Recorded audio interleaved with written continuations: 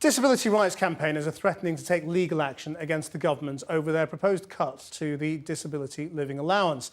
A coalition of 270 charities said the impact of welfare changes could be in breach of equality laws, both here and in Europe.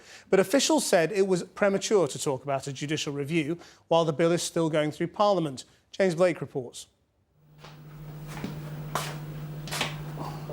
Ella Finley lives with secondary progressive multiple sclerosis.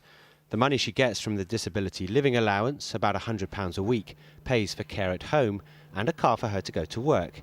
She fears that if the money was taken away as a result of planned government reforms, she'd lose her job and quality of life. I can't imagine living without DLA. Living a life, going out and having fun and, going to work, playing a part in society, that's important to me.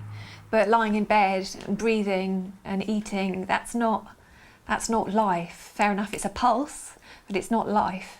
The government says the DLA needs to be changed because it's confusing and complex with no process to check whether people still need the benefit. It argues the reforms will save £2 billion as no one will be automatically entitled to any allowance, every claimant will be assessed face to face, and awards will be focused on those with the greatest need, the severely disabled. We will assess people to make sure that they are getting the support that they need to live independent lives. At the moment, the problem that we have with DLA is that there are £600 million going out in overpayments and indeed £190 million going out in underpayments. So we've got a benefit at the moment that isn't working. Shortly after the government revealed the details of the plan, disability groups organised a big demonstration in Westminster.